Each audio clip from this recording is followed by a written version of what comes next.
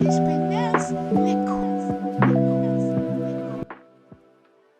you all, top of the rainbow. This is LaQueer, the host of Topics of Cancer, where we talk about queer topics all the queer time. Why? Because we need to. This is a podcast from the perspective of a Cancerian, as it should be, and just giving you a general, broad view of the queer community. Today, I have a special guest for you today, another one of my close and dearest friends. Their name is Shara. She does have her own podcast. Well, she's working on it, rather. I would applaud you to go ahead and check it out. There is one that she does have out, but she'll go a little bit more depth into that. So before I go any further here today, just want to let you know that this is an open space, queer community for unity, for the community to get together to have a deeper understanding from the queer perspective. So with that being said, I'm going to go ahead and let Shar speak and just say the main thing what we want to do is get this icebreaker is to just get a background of yourself, 3 things that you're happy for, and are you a cat or a dog person? Thank you for the introduction, Queer. So, my name is Shara Kendrick, and like LaQueer said, I am a fellow podcaster as well. I do have 2 podcasts that are floating out there in the internet universe. One is called The Love We Give. That was the first podcast that I created. And the second one is called She Is Okay. I did take a break from podcasting because I am working on a few different business ventures and then trying to rebrand my podcast into something that really fits me. So yeah, stay tuned. Super excited about that. That should be coming down the pipeline here in a few months. A little bit more about me. In addition to podcasting, I'm also in school to become a certified life coach. So kind of doing similar stuff that LaQueer does, talking about mental health. It's such an important conversation. So I'm really happy to be here today and to join the conversation about mental health, because like I said, it's a very important topic. 3 things that I'm happy about. I'm happy that I woke up this morning.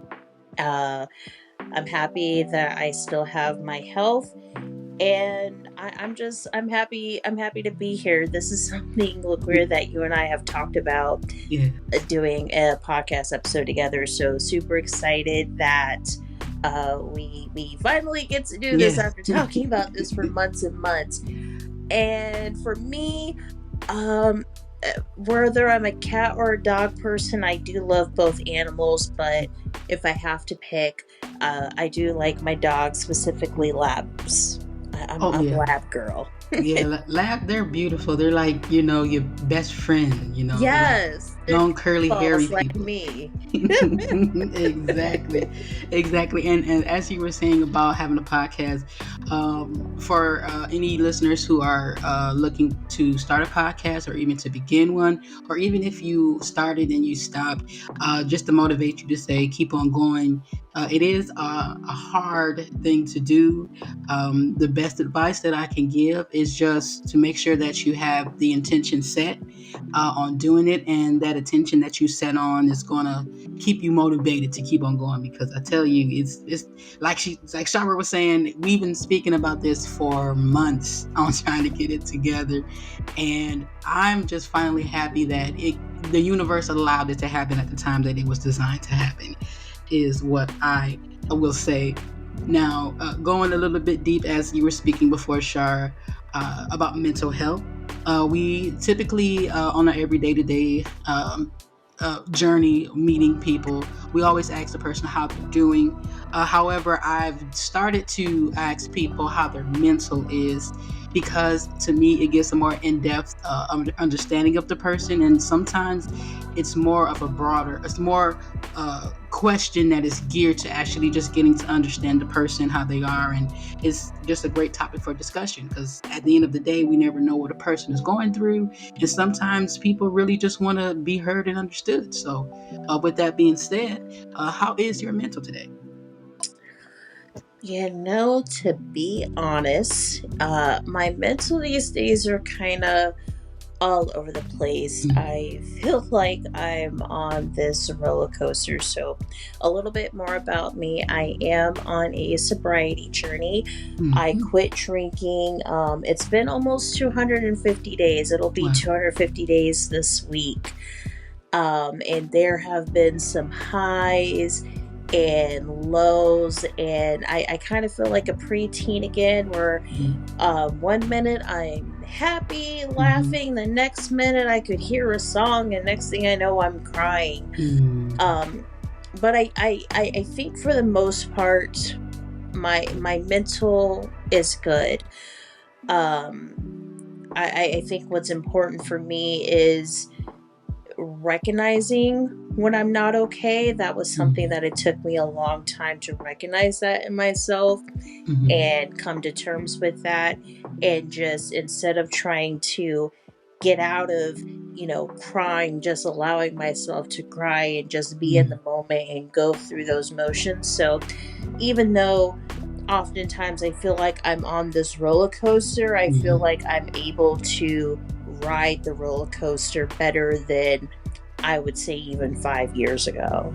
Right. And again, congratulations on your sobriety.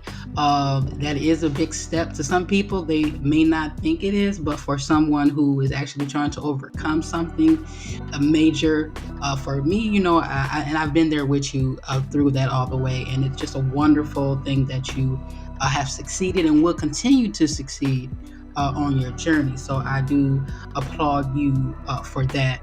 And again, on the whole mental health spectrum, there are times to let people know that you will have that up and down moment.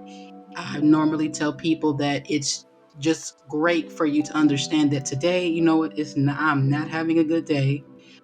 Today I just really want to just sit in the bed and just gather my thoughts and just collect them, and then today would be a new day, and maybe half the day you have that time out.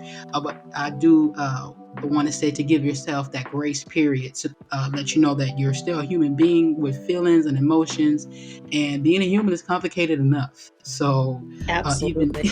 living in today's society with everything going on, give yourself that grace. And yeah, that's what I tell myself each and every single day. Um, and while we're sticking on the topic of mental health, why do you think people stigmatize mental health? I think it's because we're afraid to talk about it. When you talk about something enough, it becomes normal Mm-hmm. because at least the way that I grew up, you kind of just had to suck it up and deal with it. You weren't allowed to cry. You weren't allowed to have emotions. You weren't allowed to tell people that there's something wrong with you Mm-hmm. because then you'll be labeled as like a problem child or Mm-hmm. something like that. So I think just normalizing talking about it, Mm-hmm. because I think if we're really being honest, like if you look at the world and how it is today, I think it's more common for us to not be okay than it Right. is to be okay. Like there's a lot that we have gone through in our personal lives and a lot of things that are going on in the world and a lot of uncertainties. A lot of us have been through trials, tribulations, traumas, Mm-hmm. disappointments, and all of that over time impacts us. And you can't say that it doesn't.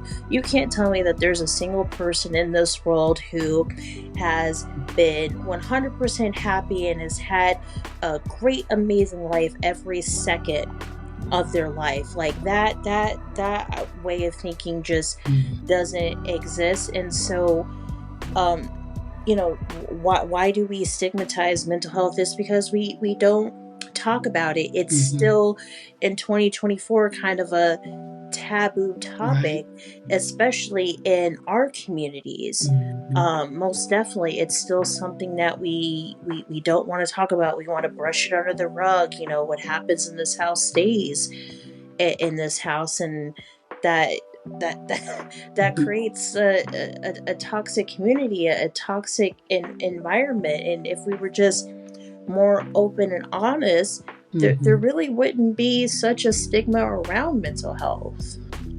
Right, and I totally agree with you with that. It's that old saying, what stays in this house, what's in this house stays in this house. We don't speak about anything, and the damage part on that is we have to understand that we will grow as adults, and some of that stuff is, kept locked inside. And if we don't have a avenue or any way to expel that, it comes out in different forms. It comes out in different manners, and the older we get, the harder it is to shake some things off. So I'm a big believer in having therapy. I'm a big believer in talking things out. And even within my family, it was hard for me to actually speak with someone or to talk, because it was they'll brush it underneath the rug, or you just overly emotional, or Yeah. you don't know what it is that you're talking about, or it's just it's that saying where you're a child, stay in a child's place.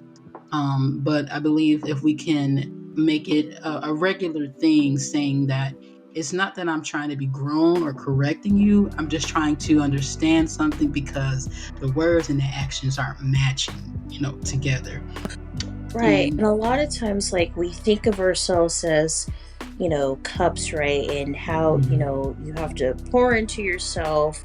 And it's very important that you keep in mind of how you're filling your cup. Well, mhm, the same thing, when we're talking about trauma, for example, there's only so much trauma and damage that mhm, we could really absorb and have poured into our cup right, before we blow up, meaning our cup runneth over, right? mhm, So, like, if we don't have an avenue to pour that toxic, negative, trauma parts of our life and be able to, like, finally let go and pour it out of that cup so that, positive things can be poured into our cup, right. then we're never going to get ahead, essentially.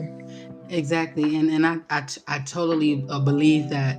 And while we're on this topic, there, what do you believe will be ways to educate people about mental health to reduce the stigma? I know we talked a little bit about speaking on it and things like that. What are some ways that maybe you yourself had done, or began to educate yourself or others around you, with you going into to the career that you're going into to be a life coach? What are some avenues that you took to educate not only yourself but to educate other people? um well, when I finally came to terms that I wasn't okay, like, the thing that helped me, at least starting on my journey, is just doing basic research. When I Mm, was diagnosed with depression, understanding, well, what is depression? Like, what is depression? right. And what are things, remedies that I can do to resolve that? So I think if we educate ourselves, what does it mean if someone's Hmm. depressed? What does it mean if someone suffers from anxiety? What does it mean if someone suffers from Hmm. PTSD? And within those three categories that I just mentioned, there's different subgroups of different types of depression, different types of anxiety, Hmm. and different types of PTSD. Now, I'm not saying that someone needs to go out and research, you know, all of these different topics, but I think it is especially important to educate yourself if you have Hmm. someone in your life Hmm. who has expressed that they have, one of those things or something else. So if you are getting into a relationship with someone who has known Mm-hmm. PTSD, Mm-hmm. if you want to have a relationship with that person, you have to educate yourself. What does it mean to have PTSD? What are known triggers? Talk to your person. What are things that trigger them, and how to handle those situations in the event they are triggered, and how you can help them, cope and get through those moments. So you can start off by just doing basic research of things, Mm-hmm. but I think probably an easier way to start, especially if you have, a friend, family member, or a lover who is struggling mentally, figure out what it is exactly they're struggling from, and then do that research to see how you can be the best partner, the best friend, and also the best advocate Mm-hmm. for them. Because being an advocate is important, because depending on someone's mental health, and depending on your relationship with them, there may be a time where they are, I'll say, incapacitated, or Mm-hmm. you will need to intervene Right. in order to get them treatment. So you need to understand what they have been through, what they're going through, so that you can be the best advocate for them. Yeah, and I have to agree with that. And I know within our community and even outside our community, there's a lack of, and when I say respect, just respect for that person on where they came from and where they're going, or even respect of how people communicate, because we all don't communicate the same way, we all don't comprehend the same way, and you are so right. Being able to have that education on knowing what it is. Most people don't fully understand what anxiety is, or most people won't know what a panic attack is. It's different for everyone and everybody. Even as I was speaking earlier before, I was going through the motion. I mean, I do this all the time. I stop talking all the time. But when you actually have to come down and do it, it feels like the walls are closing in. It's just having that support system, which can be yourself, friends, and family. Or there are some people who I know that may not have that strong knit family. Just to have someone that can be that outlet, that can understand you and say, hey, you're falling off a little bit, and let's get you back on track, and being able to hear you. um, I know for me, it took me a while to get to where I'm at right now, and I do still have some times where there are a bit of a struggle. However, it's not as bad as it was in the beginning. Yeah. um, and with that being said as well, it took me some time to go on, to know that I was on a healing journey. And I knew that I was on a healing journey when I was actually on my journey. It sounds wild, but I didn't discover that I was on a healing journey until I was on the journey. And it didn't come real to me until I started looking around and seeing things without the rose covered glasses, and saying to myself that there's something that has to be changed. Now, with that being said, are you on a healing journey? And if you are, where are you on your healing journey? And when did you discover that you were on that journey? Yeah. So I absolutely am on a healing journey. This is something that I'll be on for my entire life, because Mm-hmm. I don't think that anyone can ever get to a state where they are 100% healed Mm-hmm. and good.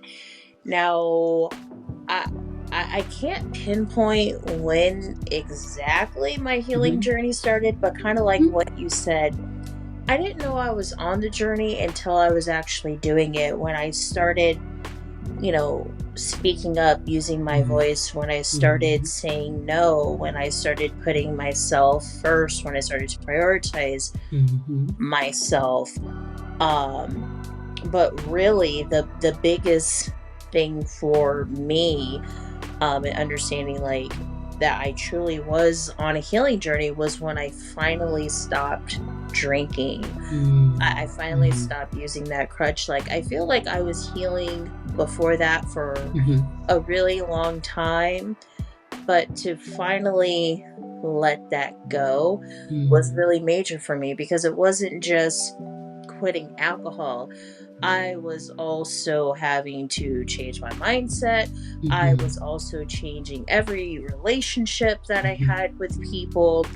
Either the dynamic of my relationship with you was going to change, or we weren't going to have a relationship at Mm-hmm. all. And a lot of people don't know, because I don't talk about the amount of sacrifices that I have had to make being a sober person, and I'm Mm-hmm. still making. But I'm okay with the sacrifices that I'm making, because in the end, I see the light at the end of the tunnel, and I'm going to be happier and better off. Um, yeah, that's so where I'm at in my healing journey today. I would say that, kind of like what I had said earlier about being on that roller coaster, and am able to navigate the highs and the lows better. And I think it's because I have been working on myself for a long time. Mm-hmm. I'm more self-aware. I'm more aware of when I'm not okay, and when I'm not okay, I will take time out. In the past year, for the first time, I've Mm-hmm. taken like true mental health days from work. Wow. Like, because there are some days when I wake up and I just can't do it. Mm-hmm. And I've taken quite a bit of leave Mm-hmm. in the past year, especially in those first few months that I quit drinking.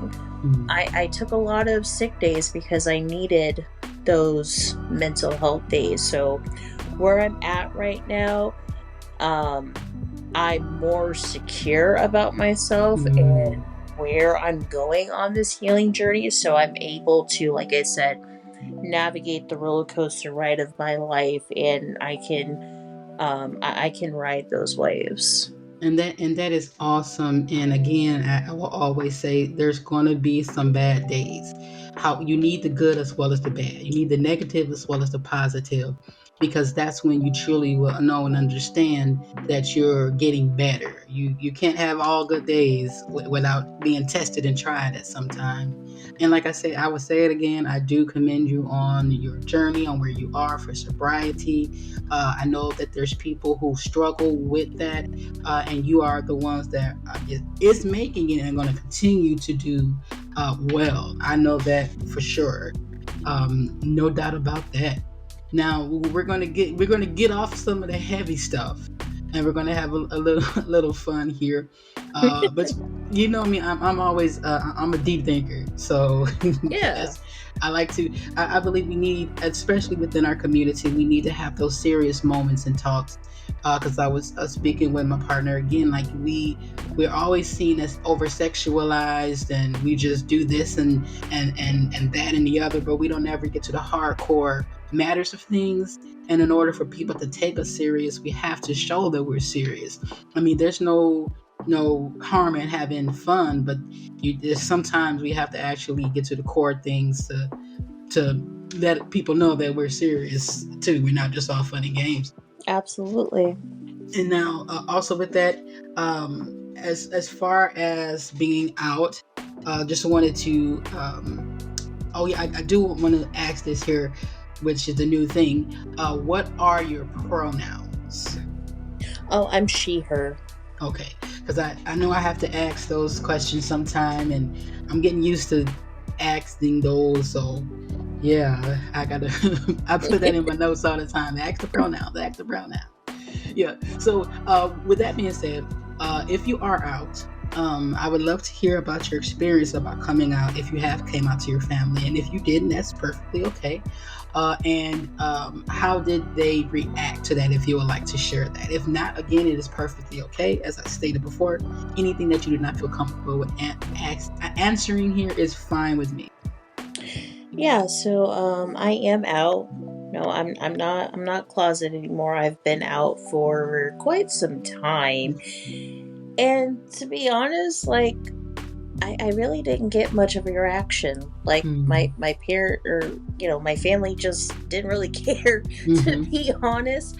Now, if I would have tried to come out like 20 years ago, that would have been different. But because my oldest sister, who is a lesbian, she's been out for decades, and there's other people in my family who are out as well. And I think by the time it got to me to come out, I think my family just became more accepting, so I didn't have to deal, with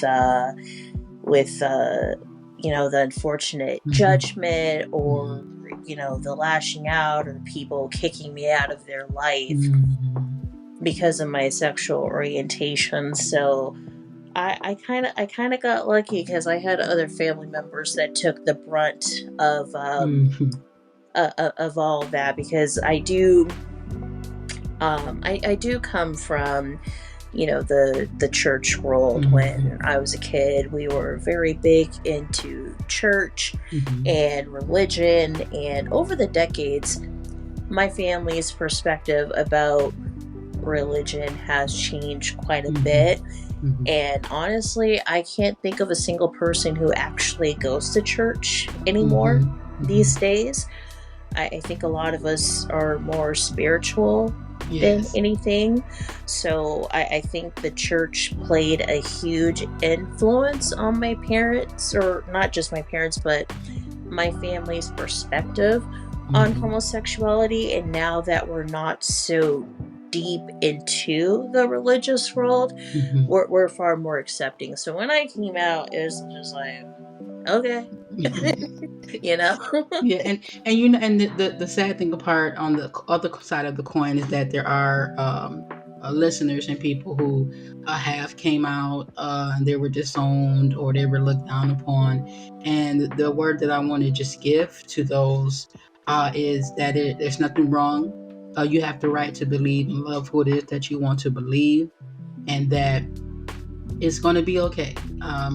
As long as you're doing things that is true to your heart's content. I know for me, when I came out to my mom, I was in high school, and I just said, "Mom, I'm gay," and she didn't take it too well. I did flip flop again because, as you all know, most of us that are in the melanated community grew up as Baptist, AME, Pentecostal, all those numbers and letters. However, the one thing that was never spoken about is homosexuality, and it was, to me, just seen as something dirty and nasty. And I mean, I've seen other things that was far worse than that. So for a while, it kind of had me thinking, like, should I be this way or not? And I found that the more that I was going against what I really wanted to do, that actually made me happy, was just making me, just sad and depressed. And, I got to the part where I had to separate myself from my family. And I mean, now they look at things and they say, okay, well, that this is how it's going to be. To this day, my mom, she still loves me. She believes I'm going to get married to a man. But I'm like, Mom, I'm 42, and like I was telling KB, I said, I'm 42 years old, Mom. I don't think it's going to happen. It's not going to happen anytime soon. Yeah, no. So yeah, but the one thing I can say is that she has been open and welcoming, and that's one thing that I would tell anyone, is that you don't have to stress so much for them to accept you, as long as they're opening and they're welcoming to you and your partner, and they don't treat you like an outcast. It's just being able to go to your parents or your parental guardians or whomever, your family members, and have that open discussion where they can look at you and just view you as a natural, normal human being. All right. Okay, so the next question I have for you, Shar, is the question of, as we're on relationships here. The question that I want to ask while we're wrapping up, because we're going close to the 30 minute, the 30 minute here. I try to at least do it for like 30 minutes or less, because sometimes people have a tendency to just drift off. But Yeah. The next question that I have for you here is on relationships. Now, what have you discovered about yourself from your last relationship that has helped you in your present day. Would you mind sharing that, your experience? Oh, oh, my last relationship, that was kind of a doozy. Mm, Um, but the biggest thing that I realized in that relationship, and in hindsight, I'm thankful for that relationship, because mhm, had I not dealt with her, I would have never become sober, because watching her and mhm, what she went through, um with her relationship, I'll call it her relationship with alcohol. I mhm, didn't want to wake up and become her one day. So that helped give me the courage to jumpstart my sobriety. But I think the biggest thing that I realized is I didn't realize how much of a fixer that mhm, I am. I want to take on people's problems, and I want to help them, and I think that's part of why I want to become a life coach, because I mhm, feel like that part of my life's purpose is to help people get to where they want to go. But when it comes to romantic relationships, there's a fine line between being a fixer and mhm. an enabler. There it is. Um, Mhm, and I didn't realize how much of an enabler I was, because I was mhm, so focused on fixing them, because subconsciously I was trying to fix myself. mhm, And if mhm, I really think back to all of my relationships, and the biggest problem or characteristic trait, whatever you want to call it, with mhm, each person that I've ever dated or was in a situationship, there was something within each person that mhm, I was trying to fix within myself, and I got with them, because subconsciously, I guess I thought if I fix them, that would somehow fix me. And I had to come to terms with, I can't, for one, fix anybody. They have to want that for themselves. mhm. But fixing them will never solve my problems. Wow. Yes, and that all correlates with everything that we've spoken on today as far as mental health with the family and with relationships is that having a relationship with ourselves is key. Loving ourselves is a key. And when we do invite people into our lives, again, I was at that same moment where I was trying to fix people, and it wasn't until I got with someone that showed me that I need to get some fixing done myself, and having that understanding and also welcoming that as well, because we do all go through some times and moments in our life where we have those relationships. I truly believe that's our aha moment, like, okay, this has got to stop here, and we can get off of that roller coaster and get on another ride of a self-healing journey for ourselves, or the you and I, as they say. Well, with that being said, Shar, I do again thank you for that. That was a lovely way to close it as well. I love that aspect on yourself and how that enhanced you in furthering yourself.